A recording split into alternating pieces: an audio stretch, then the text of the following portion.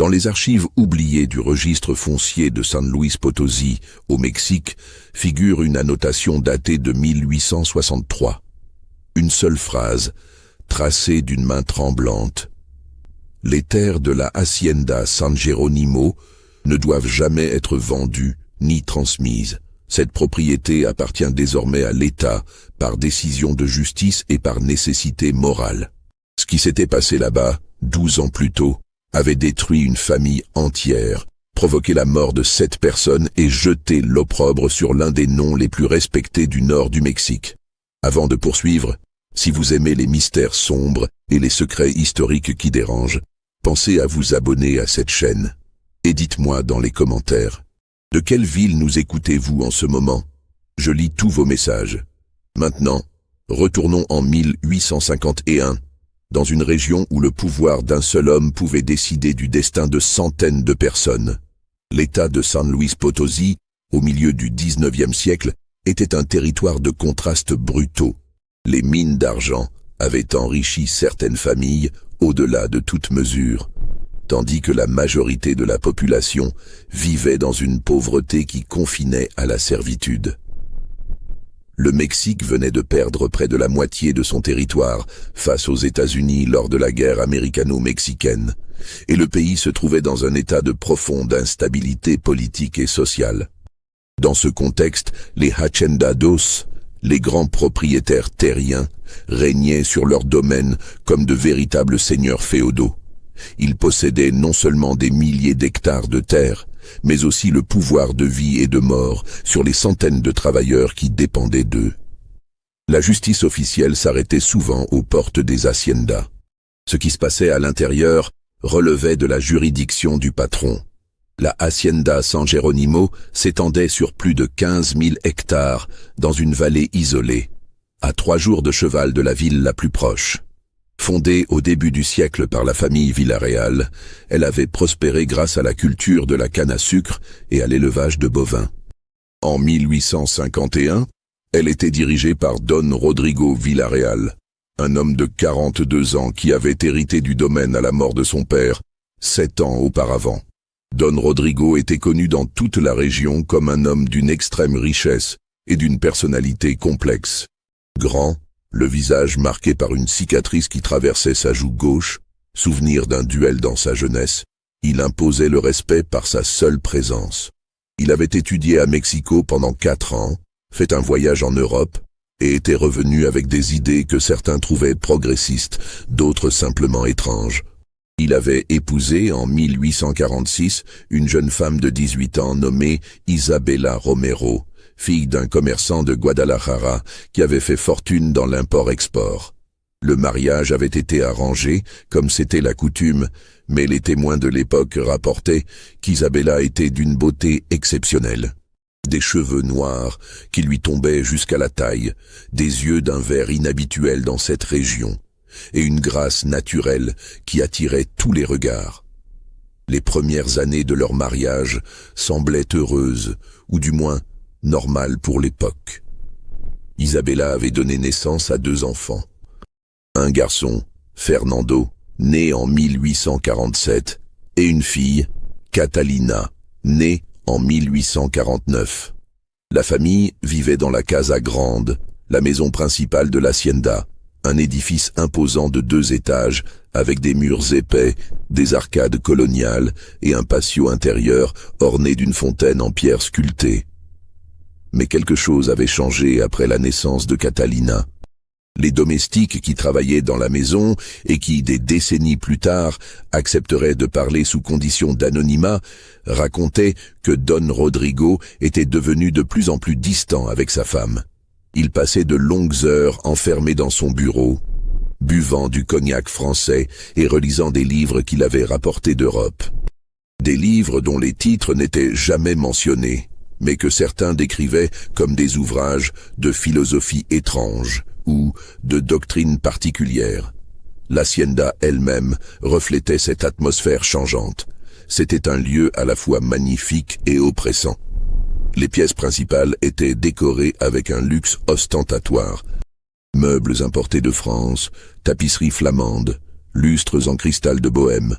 Mais les quartiers des domestiques et des travailleurs formaient un contraste saisissant. Des baraquements surpeuplés, sans ventilation adéquate, où des familles entières vivaient dans une seule pièce. Le domaine comptait environ 400 âmes. Des péonnes qui travaillaient aux champs, des artisans spécialisés dans diverses tâches, des domestiques pour la maison principale, et même un prêtre résident qui célébrait la messe dans la chapelle privée de l'hacienda chaque dimanche. Ce prêtre, le père Anselmo Gutiérrez, était un homme dans la cinquantaine, envoyé là par l'évêché de San Luis Potosí pour s'occuper des besoins spirituels de la communauté isolée. La vie à San Geronimo suivait un rythme immuable. Lever avant l'aube pour les travailleurs, journée de labeur sous le soleil implacable, retour au baraquement à la tombée de la nuit. Le dimanche était jour de repos, mais un repos relatif, car les travailleurs devaient assister à la messe et participer aux célébrations organisées par le patron. Don Rodrigo aimait organiser des événements. Plusieurs fois par an, il invitait d'autres hacendados de la région, des hommes d'affaires de la ville, parfois même des fonctionnaires du gouvernement. Ces visites donnaient lieu à des banquets somptueux qui duraient 2 ou 3 jours. On servait des plats élaborés, des vins importés, des cigares de la Havane. Les invités chassaient dans les terres de l'hacienda, jouaient aux cartes, discutaient de politique et d'affaires. C'est lors de l'un de ces banquets, en mars 1851, que quelque chose d'inhabituel commença à se produire. Un voyageur de commerce français, nommé Henri Beaumont, passa par la région en mai 1851. Beaumont tenait un journal détaillé de ses déplacements au Mexique, un document qui serait retrouvé des années plus tard dans les archives d'une maison d'enchères à Paris. Dans une entrée datée du 23 mai, il décrivait une conversation troublante qu'il avait eue dans une auberge de San Luis Potosí. « J'ai rencontré ce soir un homme qui revenait d'une visite à la Hacienda San Geronimo », écrivait Beaumont. Il semblait profondément perturbé. Après plusieurs verres de mezcal, il m'a raconté quelque chose d'extraordinaire. Il m'a dit que Don Rodrigo Villarreal, le propriétaire, avait une manière très particulière de recevoir ses invités.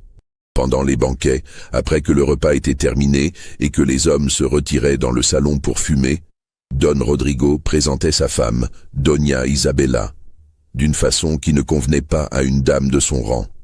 Beaumont ne détaillait pas exactement ce que cela signifiait dans son journal.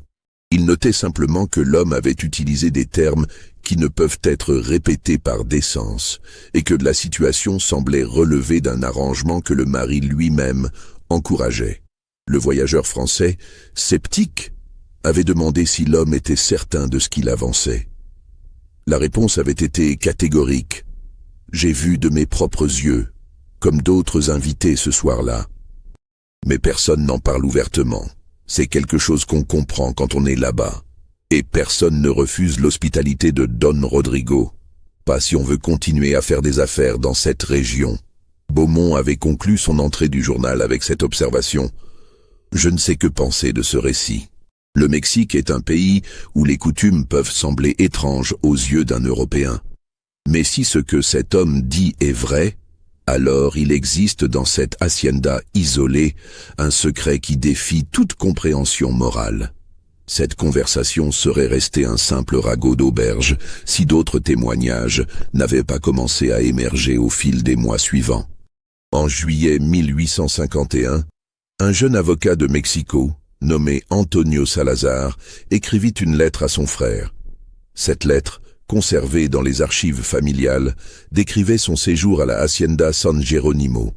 Salazar avait été invité pour discuter de questions légales concernant l'acquisition de nouvelles terres par Don Rodrigo. « Mon cher frère, » écrivait-il, « je dois te confier quelque chose qui me trouble profondément depuis mon retour de San Luis Potosí. J'ai été reçu avec une hospitalité extraordinaire à l'Hacienda San Geronimo, mais j'ai été témoin de situations qui m'ont mis dans un grand embarras. Le 3e soir de mon séjour, après un banquet somptueux auquel assistaient 6 autres invités, Don Rodrigo nous a tous conviés dans son grand salon. Ce qui s'est passé ensuite dépasse mon entendement. Je ne peux en parler ouvertement même à toi, Mais sache que j'ai décliné toute invitation future et que j'ai recommandé à notre cabinet de ne plus traiter avec cet homme, quelle que soit la somme qu'il offre. Salazar ajoutait, « Le plus troublant n'est pas l'acte lui-même, aussi choquant soit-il, mais l'attitude de Doña Isabela. Elle semblait accepter la situation avec une résignation qui m'a glacé le sang. Et Don Rodrigo agissait comme s'il organisait simplement un divertissement ordinaire pour ses invités. Aucun des autres hommes présents ne paraissait surpris. J'étais apparemment le seul nouveau venu à cette pratique. Ces deux témoignages, séparés dans le temps et l'espace, pointaient vers la même conclusion dérangeante. Quelque chose d'anormal se produisait lors des banquets de Don Rodrigo Villarreal. Mais qu'était-ce exactement? Et surtout, comment une telle situation avait-elle pu s'installer? Pour comprendre, il faut retourner en 1849, l'année de la naissance de Catalina, la fille cadette du couple. L'accouchement de Catalina avait été difficile. Isabela avait failli mourir. Le médecin le plus proche se trouvait à 2 jours de voyage, et c'était une sage-femme locale qui avait dû gérer les complications. L'enfant avait survécu, mais Isabela avait passé 3 mois alitée, dans un état de faiblesse extrême. Pendant cette période, Don Rodrigo avait montré une sollicitude inhabituelle. Il passait des heures au chevet de sa femme, lui lisait des passages de livres, lui apportait lui-même ses repas. Les domestiques se souvenaient de cette époque comme d'un moment où le maître semblait presque humain. Mais quelque chose s'était produit pendant ces mois de convalescence, quelque chose que personne ne pouvait expliquer clairement, mais dont les effets allaient se révéler catastrophiques. Maria del Carmen Vega, qui travaillait comme femme de chambre principale dans la Casa Grande, accepta de témoigner en 1862 lors de l'enquête menée par les autorités après la dissolution de l'Hacienda. Son témoignage, retranscrit dans les archives judiciaires, offrait un aperçu troublant de la dynamique qui s'était installée entre Don Rodrigo et Doña Isabela. Après sa maladie, racontait Maria del Carmen, Doña Isabela n'était plus la même. Elle était devenue silencieuse, distante. Elle passait de longues heures assise dans sa chambre, regardant par la fenêtre sans rien dire. Quand je lui parlais, elle mettait parfois plusieurs secondes avant de répondre, comme si elle revenait de très loin. Don Rodrigo, lui, était devenu encore plus autoritaire. Il donnait des ordres précis sur tout, comment Doña Isabela devait s'habiller, quand elle devait sortir de sa chambre, avec qui elle pouvait parler. Il contrôlait son emploi du temps, minute par minute. Au début, nous pensions que c'était par inquiétude pour sa santé. Mais avec le temps, nous avons compris que c'était autre chose. Il y avait aussi les livres. Don Rodrigo lisait constamment à Doña Isabela des passages de philosophes européens, de penseurs dont je n'avais jamais entendu parler. Il lui parlait de théories sur la nature humaine, sur la liberté, sur le dépassement des conventions sociales. Je ne comprenais pas tout, mais je me souviens de certaines phrases parce qu'elles me semblaient choquantes. Il disait que le mariage était une prison inventée par l'Église, que la vraie noblesse consistait à transcender les interdits de la morale commune, que les gens véritablement supérieurs pouvaient s'élever au-dessus des règles qui régissaient le commun des mortels. Doña Isabela ne répondait jamais. Elle écoutait simplement, avec cette expression vide que je lui connaissais maintenant. Parfois, elle hochait légèrement la tête. D'autres fois, elle restait immobile comme une statue. Le père Anselmo, le prêtre de l'Hacienda, avait également remarqué ce changement. Dans une lettre adressée à son évêque en octobre 1849, il exprimait ses préoccupations. « Monseigneur, écrivait-il, je me permets de vous faire part de mes inquiétudes concernant l'état spirituel de mes ouailles à la Hacienda San Jerónimo. Don Rodrigo Villarreal, qui était auparavant un homme pieux et respectueux des sacrements, s'est mis à questionner ouvertement certains enseignements de l'Église. Il me parle de philosophes allemands et français dont je n'ai jamais entendu parler et qui semblent prôner des idées contraires à notre foi. Plus inquiétant encore est l'état de son épouse, Doña Isabela. Cette jeune femme, autrefois vive et pleine de grâce, est devenue une ombre d'elle-même. Elle assiste toujours à la messe dominicale, mais elle le fait avec une passivité qui me trouble. Quand je lui parle, elle répond par monosyllabes. Quand je lui demande comment elle va, elle dit simplement qu'elle va bien, sans jamais développer. J'ai tenté d'aborder ces questions avec Don Rodrigo, mais il m'a répondu que ce qui se passait dans sa maison ne regardait que lui. Il a ajouté que si je continuais à m'immiscer dans ses affaires privées, il demanderait à l'évêché de me remplacer. Je suis donc dans une position délicate. Comment accomplir ma mission pastorale quand le maître des lieux me ferme toutes les portes? L'évêque avait répondu quelques semaines plus tard, conseillant au père Anselmo de faire preuve de patience et de diplomatie. « Don Rodrigo est un homme puissant et influent, » écrivait-il. « Nous ne pouvons nous permettre de l'aliéner sans preuve concrète d'une faute grave. Continuez à observer, à prier, et tenez-moi informé de tout développement inquiétant. » Mais le développement inquiétant ne tarderait pas. En décembre 1849, Don Rodrigo organisa le premier banquet après la maladie d'Isabella. Il invita 4 hacendados voisins et 2 hommes d'affaires de la capitale. C'était un événement important, car plusieurs mois s'étaient écoulés sans réception à San Geronimo, et les invités étaient curieux de revoir Doña Isabella après sa longue convalescence. Le premier soir se déroula normalement.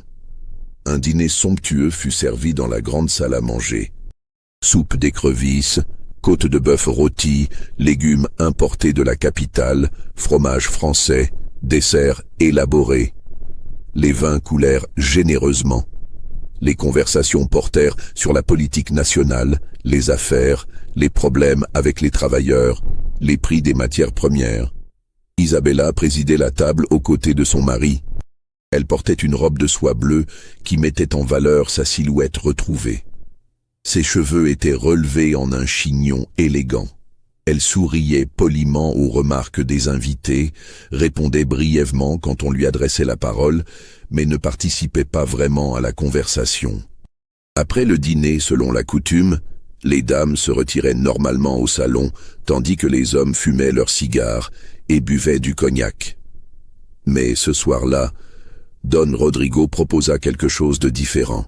« Messieurs, dit-il tandis que les domestiques débarrassaient la table, j'ai pensé que nous pourrions tous nous retirer ensemble dans le grand salon.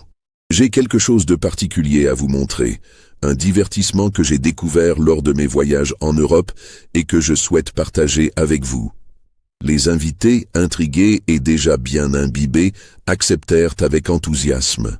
Ils suivirent Don Rodrigo dans le grand salon, une pièce spacieuse avec de hauts plafonds, des murs ornés de peintures et un parquet ciré qui brillait sous la lumière des candélabres. Ce qui se passa ensuite ne fut rapporté que des années plus tard, et de façon fragmentaire, par certains des invités présents ce soir-là. L'un de ces invités était Don Sebastián Ruiz, un hacendado qui possédait des terres à l'ouest de San Geronimo. En 1860, sur son lit de mort, il fit une confession à son fils aîné. Cette confession fut consignée dans un document privé que la famille Ruiz garda secret pendant des décennies, avant qu'il ne soit finalement découvert par un historien local au début du XXe siècle. « Mon fils, » disait Don Sébastien dans sa confession, « je dois te parler de quelque chose qui me ronge depuis plus de 10 ans. J'ai commis un péché dont je ne peux me laver, et je veux que tu saches la vérité avant que je meure. En décembre 1849, j'ai été invité à un banquet chez Don Rodrigo Villarreal. Ce n'était pas la première fois que je me rendais à San Geronimo, mais ce soir-là, quelque chose de différent s'est produit. Après le dîner, Don Rodrigo nous a tous conduits dans son grand salon. Nous étions 7 hommes au total. Il nous a fait asseoir dans des fauteuils disposés en demi-cercle. Puis, il a fait entrer sa femme, Doña Isabella. Elle portait une robe qui, n'était pas appropriée pour une réception en présence d'invités. Don Rodrigo nous a dit que sa femme allait danser pour nous. Au début, nous avons pensé qu'il s'agissait d'une simple danse folklorique, peut-être une tradition de sa région natale. Mais ce qui s'est passé ensuite, mon fils, je ne peux pas entrer dans les détails. C'était indécent. C'était dégradant. C'était contraire à toute notion d'honneur et de respect. Le plus troublant n'était pas l'acte lui-même, Mais l'attitude de Don Rodrigo. Il était assis là, souriant, comme un maître de cérémonie présentant un spectacle. Il encourageait sa femme, lui donnait des instructions. Et elle obéissait, sans résistance apparente, sans larmes, sans protestation, comme si elle avait accepté son rôle. Quand c'est terminé, Don Rodrigo nous a servi d'autres verres de cognac et a parlé de philosophie. Il a dit que nous venions de vivre une expérience de liberté véritable, que nous avions transcendé les conventions hypocrites de la société. Il a dit que les grands hommes de l'histoire avaient toujours su se placer au-dessus des règles ordinaires, et que nous devions nous considérer comme privilégiés d'avoir participé à cela. J'aurais dû partir immédiatement. J'aurais dû dénoncer ce qui s'était passé. Mais je ne l'ai pas fait. Pourquoi? Parce que Don Rodrigo était puissant. Parce que nous faisions tous affaire avec lui. Parce que, et c'est la partie la plus honteuse de cette histoire, une partie de moi était fascinée. Je suis retourné à San Geronimo 2 autres fois cette année-là. Les 2 fois, la même chose s'est produite. Et les 2 fois, j'ai participé en silence, comme les autres. Nous avons tous gardé le secret. Nous avons tous trahi notre honneur et notre conscience. Cette confession de Don Sebastián Ruiz révélait une vérité terrible. Ce qui s'était passé lors de ce premier banquet n'était pas un incident isolé. C'était devenu une pratique régulière, un rituel que Don Rodrigo répétait à chaque fois qu'il recevait des invités. Mais comment en était-il arrivé là? Comment un homme qui avait été décrit comme cultivé et respecté avait-il pu mettre en place une telle dégradation? Et surtout, comment avait-il convaincu sa femme de participer? Les réponses commencèrent à émerger lorsque, en 1851, une domestique nommée Rosa Jiménez décida de fuir l'hacienda. Rosa avait travaillé pendant 3 ans comme servante personnelle de Doña Isabela. Elle avait 19 ans quand elle quitta San Geronimo au milieu de la nuit, emportant avec elle quelques affaires et un document qu'elle avait réussi à voler dans le bureau de Don Rodrigo, un cahier où il consignait ses réflexions personnelles. Rosa se réfugia dans un couvent à San Luis Potosí, où elle demanda la protection des religieuses. Elle leur raconta ce qu'elle avait vu à l'hacienda. Son témoignage, recueilli par la mère supérieure, fut jugé si troublant qu'il fut immédiatement envoyé à l'évêché. Doña Isabela, racontait Rosa, n'était plus une personne. Elle était devenue une marionnette entre les mains de son mari. Don Rodrigo passait des heures à lui parler, à lui lire des passages de ses livres, à lui répéter les mêmes idées encore et encore. Il lui disait qu'elle devait lui obéir en tout, que c'était son devoir d'épouse, que Dieu lui-même approuvait cette obéissance absolue. Mais ce n'était pas seulement de l'obéissance, c'était autre chose. Don Rodrigo utilisait aussi des menaces. Il lui disait que si elle refusait de faire ce qu'il demandait, il enverrait leurs enfants dans des pensionnats lointains, où elle ne les reverrait jamais. Il lui disait qu'il la ferait enfermer dans un asile, qu'il répandrait des rumeurs sur sa folie. Il lui disait que personne ne la croirait si elle parlait parce qu'il était riche et puissant, et qu'elle n'était qu'une femme sans pouvoir. Il y avait aussi la drogue. Je l'ai vu, de mes propres yeux. Avant chaque banquet, Don Rodrigo donnait à Doña Isabela un verre contenant un liquide dont je ne connaissais pas la nature. Il disait que c'était pour la calmer, pour l'aider à supporter ce qu'elle devait faire. Après avoir bu, Doña Isabela devenait encore plus passive, encore plus docile. Ses yeux se vitraient. Elle bougeait et parlait comme si elle était dans un rêve.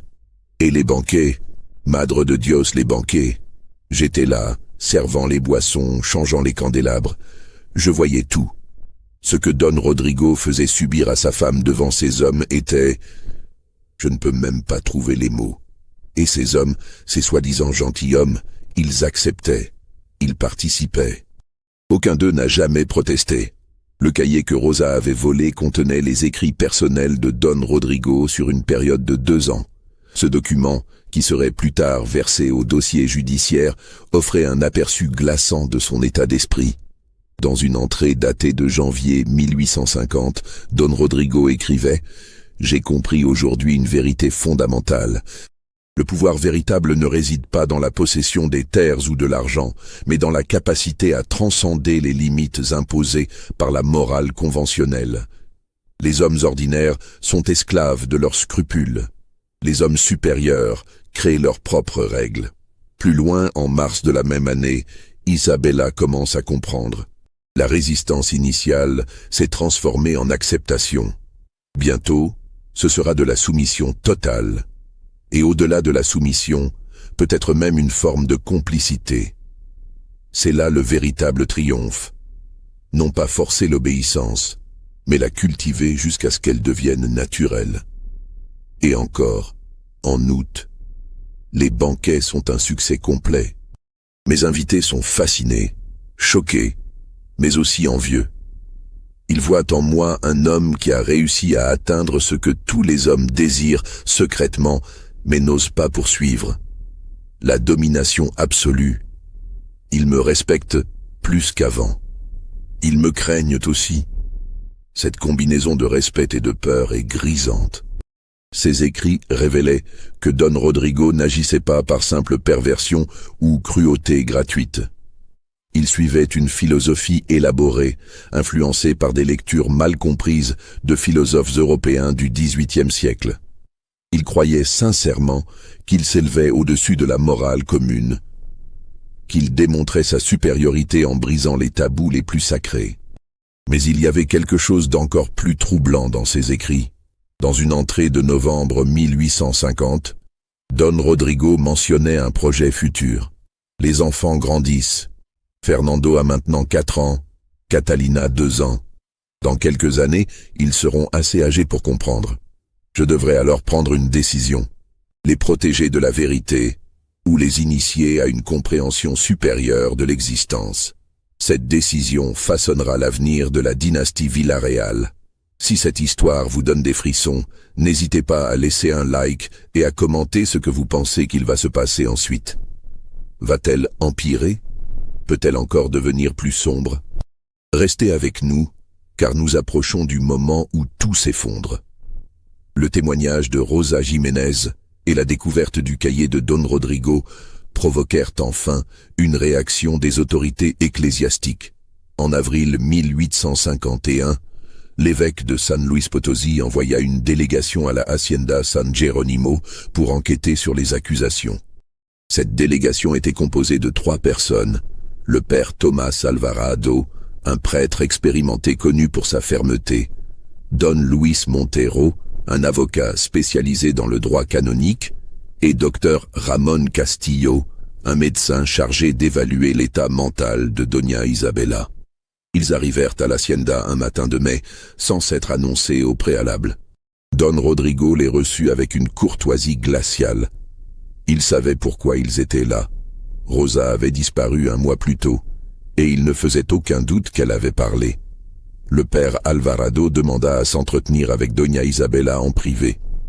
Don Rodrigo accepta, mais insista pour que l'entretien ait lieu dans le salon principal, avec les portes ouvertes. « Ma femme n'a rien à cacher, dit-il, et je n'ai rien à cacher non plus. » L'entretien dura près d'1 heure.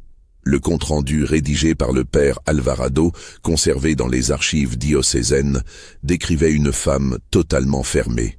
Doña Isabella Villarreal, écrivait le prêtre, présente tous les signes d'une personne vivant sous une contrainte psychologique extrême.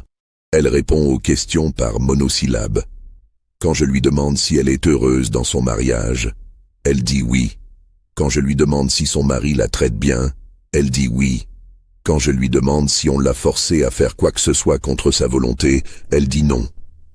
Mais ses yeux racontent une histoire différente. Elle évite tout contact visuel. Ses mains tremblent légèrement. À plusieurs reprises, elle jette des regards furtifs vers la porte, comme pour vérifier si son mari est là. Quand je lui pose des questions plus directes sur les banquets, elle se fige complètement. Elle cesse de parler. Ses lèvres bougent, mais aucun son n'en sort. J'ai tenté d'établir une connexion spirituelle avec elle, de lui offrir le sacrement de la confession, de lui assurer qu'elle pouvait me dire la vérité sans crainte. Mais elle a refusé. Elle a simplement dit « Tout va bien, mon père, je suis une épouse obéissante. Mon mari est un bonhomme. » puis elle s'est levée et a quitté la pièce. Le docteur Castillo, quant à lui, diagnostiqua chez Doña Isabella des signes de mélancolie sévère, un terme utilisé à l'époque pour décrire ce que nous appellerions aujourd'hui une dépression profonde.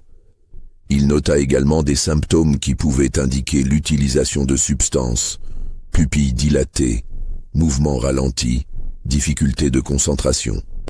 Don Luis Montero, l'avocat, tenta d'interroger Don Rodrigo sur les accusations spécifiques portées contre lui. La rencontre se déroula dans le bureau du hacendado, en présence du père Alvarado. Ces accusations, dit Don Rodrigo d'un ton calme, proviennent d'une domestique congédiée pour vol. Elle cherche à se venger. C'est une affaire simple de rancune personnelle.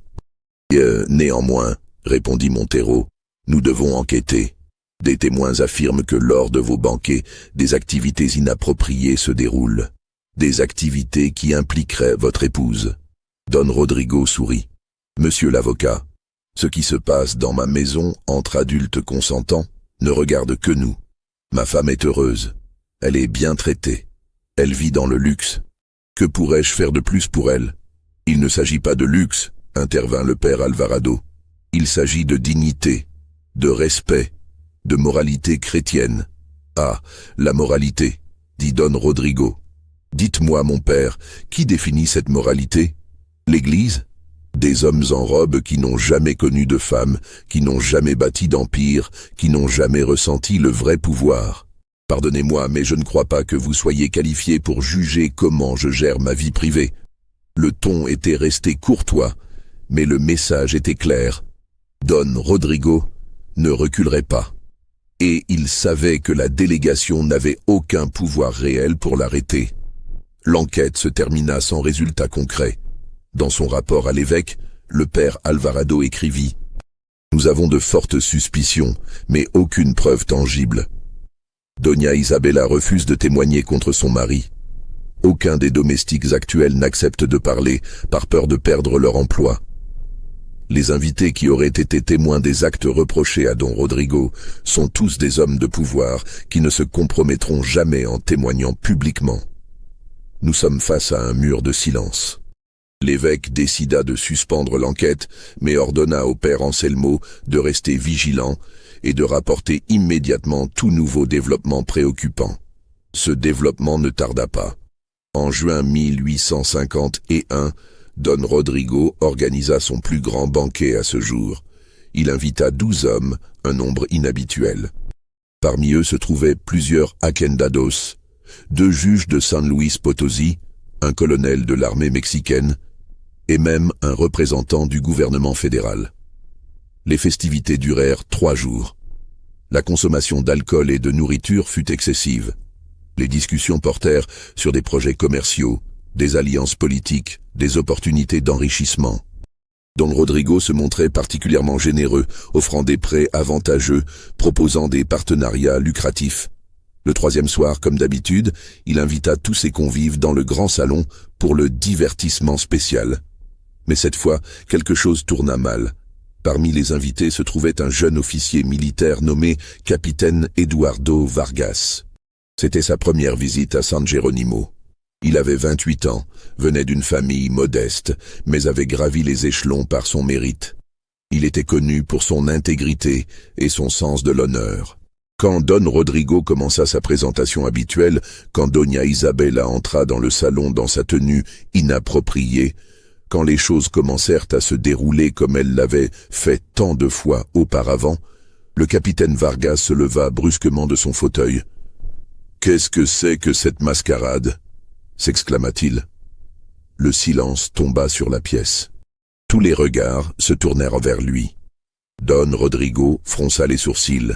« Capitaine Vargas, dit-il d'une voix douce, mais avec une pointe de danger, je vous suggère de vous rasseoir. Vous êtes mon invité. Profitez de l'hospitalité que je vous offre. » « Votre hospitalité ?» répondit Vargas, sa voix montant. « Vous appelez cela de l'hospitalité ? Cette femme est votre épouse. Vous la dégradez devant nous comme si elle était une... Je ne peux même pas dire le mot, c'est une honte. C'est un crime contre l'honneur. » Les autres invités restaient figés, ne sachant comment réagir. Certains semblaient embarrassés, d'autres simplement ennuyés par cette interruption. Don Rodrigo se leva lentement. « Capitaine, dit-il, vous ne comprenez pas ce qui se passe ici. Vous n'avez pas la sophistication nécessaire pour apprécier ce moment. Je vais vous demander de quitter cette pièce. »« Je vais effectivement quitter cette pièce, » répondit Vargas, « et demain, je quitterai cette hacienda, et je rapporterai ce que j'ai vu aux autorités compétentes. Ce que vous faites ici est inacceptable. » Il se tourna vers Doña Isabella, qui était restée immobile durant tout l'échange, les yeux baissés. « Madame, dit-il avec respect, si vous avez besoin d'aide, je vous l'offre. Venez avec moi maintenant. Je vous protégerai. » Isabella leva lentement les yeux vers lui. Pendant un instant, quelque chose passa dans son regard. Un éclair de reconnaissance, peut-être d'espoir. Mais presque immédiatement, ce fut remplacé par de la peur. Elle secoua légèrement la tête. « Je vais bien, capitaine, » dit-elle d'une voix à peine audible. « Mon mari prend soin de moi. Je n'ai besoin de rien. » Vargas la regarda longuement, puis secoua la tête avec dégoût. « Très bien, dit-il. Mais sachez que j'ai été témoin de ceci, et que je ne l'oublierai jamais. » Il quitta la pièce. On entendit ses pas résonner dans le couloir, puis la porte principale claquer.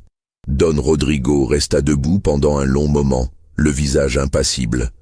Puis il sourit aux autres invités. « Messieurs, dit-il, veuillez excuser cette interruption désagréable. Certains hommes ne sont pas faits pour comprendre ce qui se trouve au-delà des conventions ordinaires. Continuons. » Et ils continuèrent. Le capitaine Vargas tint parole. Dès son retour à San Luis Potosí, il rédigea un rapport détaillé de ce qu'il avait vu à la hacienda San Jerónimo et le soumit à ses supérieurs militaires. Il demanda également à rencontrer le gouverneur de l'État. Son rapport créa une onde de choc. Pour la première fois, un homme de position officielle, avec une réputation irréprochable, témoignait publiquement contre Don Rodrigo Villarreal.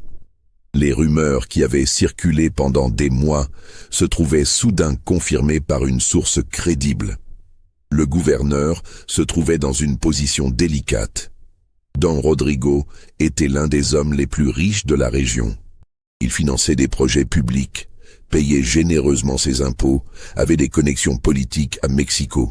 L'accuser ouvertement risquait de créer des complications politiques et économiques. Mais ignorer le témoignage du capitaine Vargas était également impossible. L'affaire avait commencé à fuiter dans la presse locale. Des journaux de Mexico envoyaient des correspondants pour enquêter. L'Église exerçait des pressions pour une investigation approfondie. En juillet 1851, le gouverneur nomma un juge d'instruction, Don Arturo Fernandez, pour mener une enquête officielle sur les allégations de conduite inappropriée à la hacienda San Jerónimo. Fernandez était un homme de 60 ans, légaliste et méticuleux. Il commença son enquête en interrogeant tous les témoins disponibles, Rosa Jiménez au couvent, le capitaine Vargas, le père Anselmo, les membres de la délégation ecclésiastique. Puis, en août, accompagné de 6 gardes armés et d'un greffier, il se rendit à San Jerónimo pour interroger Don Rodrigo et Doña Isabella. Cette visite marqua le début de la fin. Don Rodrigo reçut la délégation officielle dans son bureau. Il était calme, presque serein.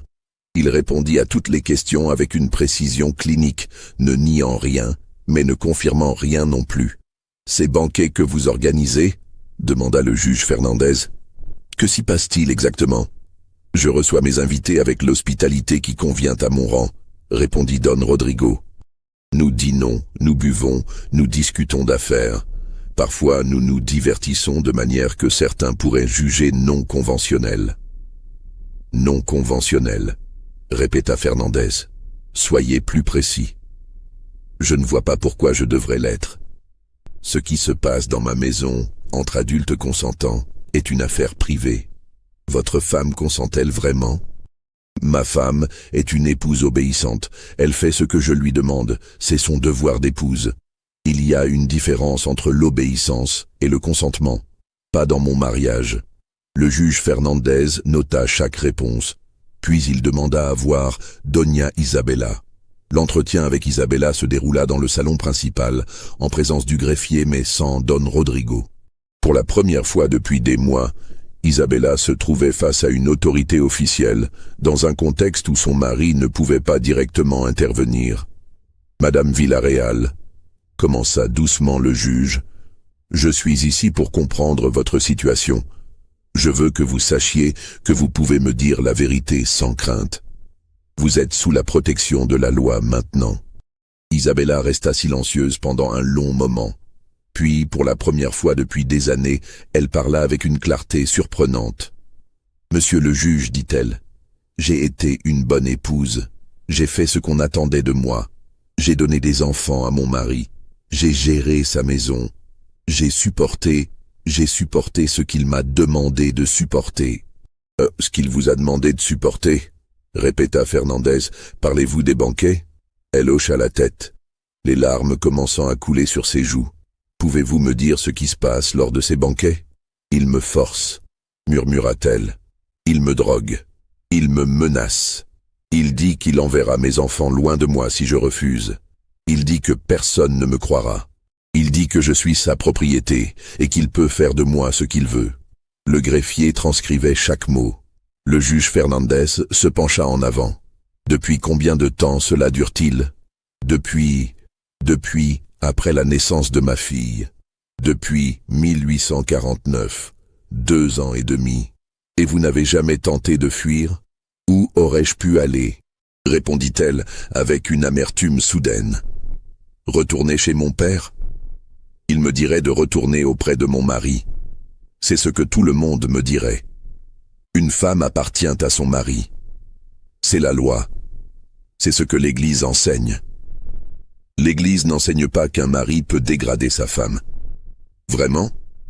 Alors pourquoi le père Anselmo n'a-t-il rien fait ? Pourquoi l'évêque n'a-t-il rien fait ? Tout le monde sait, monsieur le juge. Tout le monde sait et personne ne fait rien. Parce que mon mari est riche. Parce qu'il a du pouvoir. Parce que je ne suis qu'une femme. » Le juge Fernandez était visiblement troublé. Il continua l'interrogatoire pendant encore 1 heure, obtenant des détails précis sur les banquets, sur les substances que Don Rodrigo lui administrait, sur les menaces qu'il proférait. Puis il demanda, « Madame, si je vous offrais la possibilité de quitter cette hacienda dès maintenant, avec vos enfants, et de vous placer sous la protection de l'État, accepteriez-vous » Isabella le regarda longuement.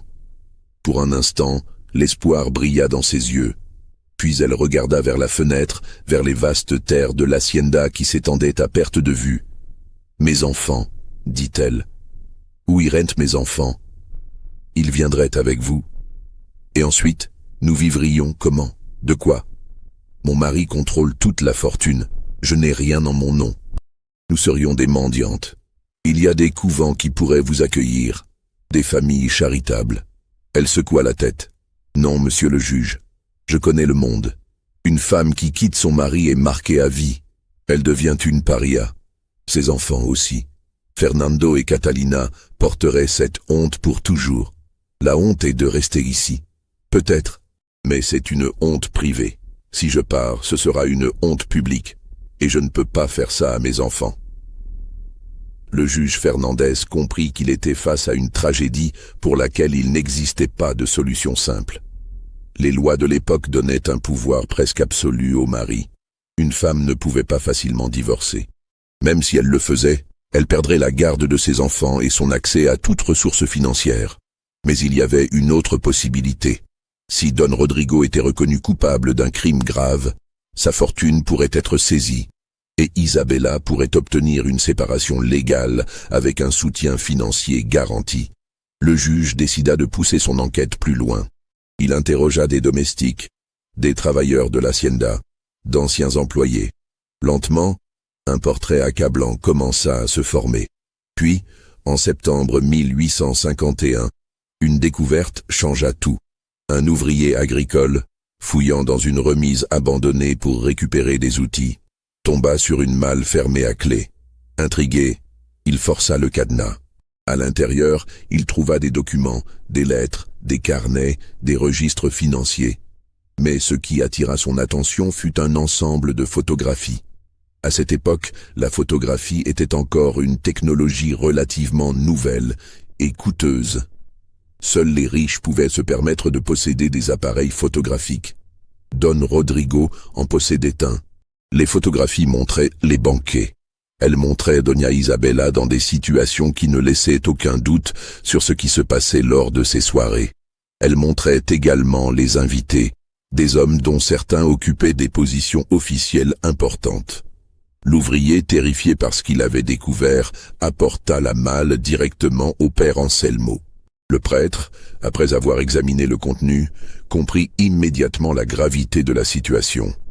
Il scella la malle et la porta personnellement au juge Fernandez à San Luis Potosí. Quand le juge vit les photographies, il sut qu'il tenait enfin des preuves concrètes. Ce n'était plus une question de témoignage qu'on pouvait contester. C'était une preuve visuelle, irréfutable, de ce qui se passait à la Hacienda San Jerónimo. Le 7 octobre 1851, le juge Fernandez émit un mandat d'arrêt contre Don Rodrigo Villarreal pour contrainte morale, administration de substances dangereuses, atteinte à la dignité de son épouse et corruption de la moralité publique. Le 12 octobre, accompagné de 20 soldats armés, le juge se présenta à San Jerónimo pour procéder à l'arrestation. Ce qu'il trouva en arrivant serait décrit plus tard comme une scène de cauchemar. Quand la délégation officielle franchit les portes de la Hacienda San Jerónimo ce matin d'octobre, un silence inquiétant régnait sur le domaine. Normalement, à cette heure, les champs auraient dû être remplis de travailleurs, mais il n'y avait personne. Les soldats avancèrent prudemment vers la Casa Grande. La porte principale était entr'ouverte. Le juge Fernandez entra le premier, suivi de ses hommes. Ce qu'ils découvrirent dans le grand salon serait consigné dans le rapport officiel en des termes cliniques et froids. Mais les hommes qui étaient présents ce jour-là ne l'oublièrent jamais. Don Rodrigo Villarreal était assis dans son fauteuil habituel, celui d'où il présidait ses banquets. Il portait son costume le plus élégant. Sur la table basse devant lui se trouvait une bouteille de cognac vide et un revolver. Il était mort depuis au moins 2 jours. Le médecin légiste déterminerait plus tard qu'il s'était tiré une balle dans la tête. Mais ce n'était pas tout. Dans les chambres à l'étage, les soldats trouvèrent Doña Isabela et ses 2 enfants. Ils étaient tous les 3 dans le même lit, comme s'ils dormaient paisiblement. Mais ils ne dormaient pas. Le médecin légiste conclut qu'ils étaient morts par empoisonnement. Une analyse des corps révéla des traces de laudanum à des doses massives. Sur la table de nuit se trouvait une fiole vide et un verre. À côté du lit, posé sur une chaise, se trouvait une lettre écrite de la main de Don Rodrigo. Cette lettre, versée au dossier judiciaire et reproduite dans plusieurs journaux de l'époque, disait ceci. « À qui de droit, je sais que vous venez m'arrêter. Je sais que mon monde s'effondre. Mais je ne me soumettrai pas à votre jugement. Je ne serai pas traîné devant une cour comme un criminel vulgaire. Je ne permettrai pas que mon nom soit sali par des hommes qui n'ont jamais compris ce que je cherchais à accomplir. J'ai vécu selon mes propres règles. J'ai refusé de m'incliner devant les conventions hypocrites d'une société qui prétend à la moralité tout en pratiquant la cruauté à chaque coin de rue. J'ai exploré les limites du pouvoir, de la domination, de la liberté absolue. J'ai été un homme véritablement libre. Mais je comprends maintenant que cette liberté a un prix. Et ce prix est la solitude complète. Car personne ne peut vraiment comprendre ce que j'ai fait. Même ceux qui ont participé à mes banquets me condamneront publiquement pour sauver leur propre réputation. Isabela n'a jamais compris. Elle m'a haï jusqu'à la fin. Mais elle était mienne, et je ne la laisserai pas entre vos mains. Mes enfants non plus. Ils font partie de mon héritage, et cet héritage ne survivra pas à ma chute. Alors je les emmène avec moi. Que Dieu, s'il existe, juge mon âme comme bon lui semble. Rodrigo Villarreal. La lettre provoqua une onde de choc dans tout le Mexique. Les journaux la reproduisirent, les intellectuels en débattirent, l'Église la condamna. Certains y virent la confession d'un monstre. D'autres, plus troublés, y décelèrent une logique tordue mais cohérente. celle d'un homme qui avait poussé les idées philosophiques européennes sur la liberté et le pouvoir jusqu'à leurs conclusions les plus extrêmes et les plus abominables. Mais pour ceux qui connaissaient les détails de l'affaire, la vérité était plus complexe. Le père Anselmo, interrogé par les autorités, révéla quelque chose que Don Rodrigo n'avait pas mentionné dans sa lettre. 3 jours avant sa mort, le prêtre avait eu une dernière conversation avec lui. Il m'a dit qu'il avait peur, racontait le père Anselmo. Pour la première fois depuis des années, j'ai vu de la peur dans ses yeux. Il m'a dit que tout lui échappait, que les hommes qui avaient participé à ces banquets le trahissaient maintenant, qu'ils étaient prêts à témoigner contre lui pour sauver leur propre peau, que sa fortune ne le protégeait plus, que même sa propre conscience commençait à le tourmenter. Il m'a demandé si je pensais qu'il y avait un pardon possible pour ce qu'il avait fait. Je lui ai dit que Dieu pardonne tout à ceux qui se repentent, sincèrement. Mais il a secoué la tête. Il m'a dit qu'il ne pouvait pas se repentir de quelque chose qu'il avait fait par conviction philosophique. Il m'a dit qu'il avait été cohérent avec ses principes jusqu'au bout et que se rétracter maintenant serait une lâcheté. Je lui ai demandé s'il avait pensé à sa femme et à ses enfants. Il m'a répondu qu'il y pensait constamment, que c'était la seule chose qui le tourmentait vraiment. Non pas ce qu'il avait fait à Isabella, mais ce qu'il avait détruit en elle. Il m'a dit « Je voulais la libérer des conventions, père, mais tout ce que j'ai fait, c'est la détruire. » Cette confession suggérait que Don Rodrigo, dans ses derniers jours, avait peut-être commencé à comprendre l'ampleur de ses crimes. Mais au lieu de faire face aux conséquences, il avait choisi l'autodestruction, et pire encore, il avait emporté avec lui sa femme et ses enfants. L'analyse toxicologique révéla quelque chose de particulièrement glaçant. Isabella et les enfants avaient été empoisonnés pendant qu'ils dormaient. Don Rodrigo avait ajouté du laudanum à leur nourriture du soir. Ils ne s'étaient probablement jamais réveillés. Isabella n'avait pas choisi la mort. Elle lui avait été imposée, une dernière fois, par l'homme qui avait contrôlé chaque aspect de sa vie pendant des années. Les photographies découvertes dans la malle furent détruites sur ordre du juge, mais pas avant que plusieurs copies n'aient été secrètement conservées. Ces copies circulèrent parmi certains cercles et ruinèrent la réputation de plusieurs hommes influents. 3 des invités réguliers au banquet de Don Rodrigo se suicidèrent dans les mois qui suivirent. 2 autres quittèrent le Mexique et ne revinrent jamais. Le capitaine Eduardo Vargas, dont le témoignage avait déclenché l'enquête finale, fut promu et devint plus tard un général respecté de l'armée mexicaine. Mais il ne parla jamais publiquement de ce qu'il avait vu à San Jerónimo. Dans ses mémoires, publiés après sa mort, il écrivit simplement « Il existe des abîmes dans l'âme humaine qu'il vaut mieux ne pas sonder. J'en ai contemplé un soir de juin 1851, et cette vision m'a hanté jusqu'à ce jour. La Hacienda San Jerónimo fut saisie par l'État. Les terres furent redistribuées aux travailleurs qui y vivaient. La Casa Grande fut vidée de son contenu, et les meubles luxueux, les tableaux, les livres furent vendus aux enchères. Mais la maison elle-même resta vide. Personne ne voulait y vivre. Les travailleurs racontaient qu'on entendait des bruits la nuit, des pas dans les couloirs, des voix qui murmuraient dans les pièces vides. Bien sûr, ces histoires n'étaient que des superstitions nées de la tragédie qui s'était produite là, mais elles étaient suffisantes pour que la Casa Grande soit progressivement abandonnée. En 1865, un incendie d'origine inconnue détruisit le bâtiment. Certains disaient que des bandits l'avaient brûlé pour effacer toute trace de ce qui s'était passé. D'autres pensaient que les anciens travailleurs de l'Hacienda avaient décidé de purifier le lieu par le feu. Aujourd'hui, il ne reste que des ruines. Les murs effondrés, envahis par la végétation.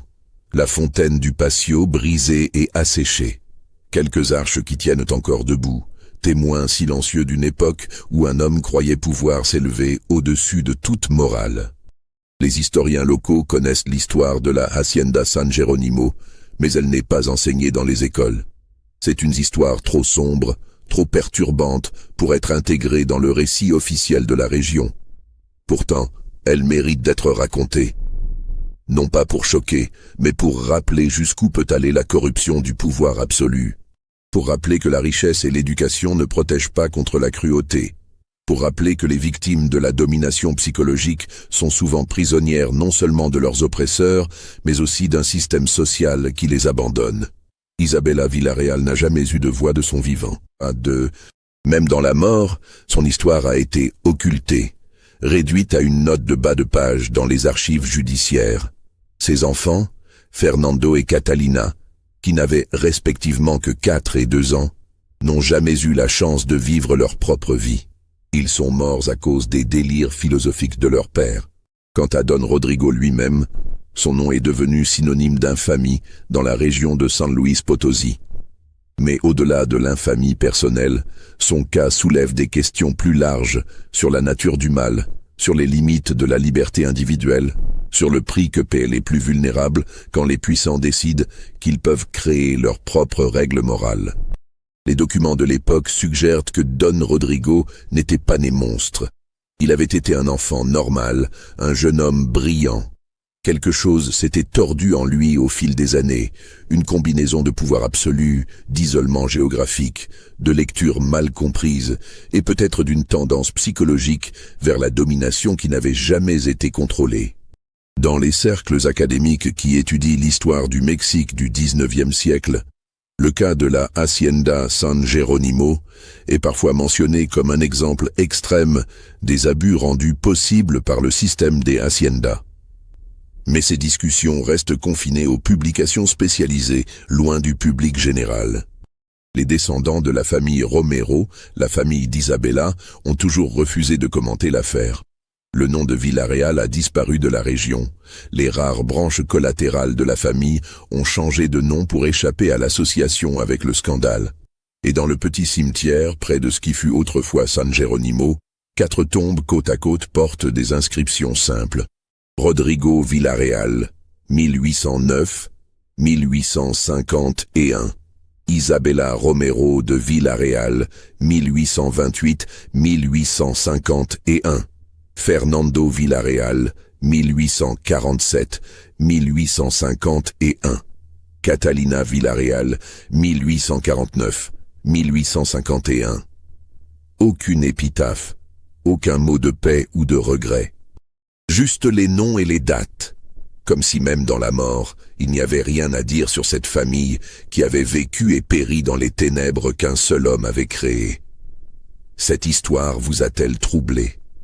Pensez-vous que tout a vraiment été révélé, ou reste-t-il des secrets enfouis sous les ruines de San Jerónimo? Laissez vos réflexions dans les commentaires.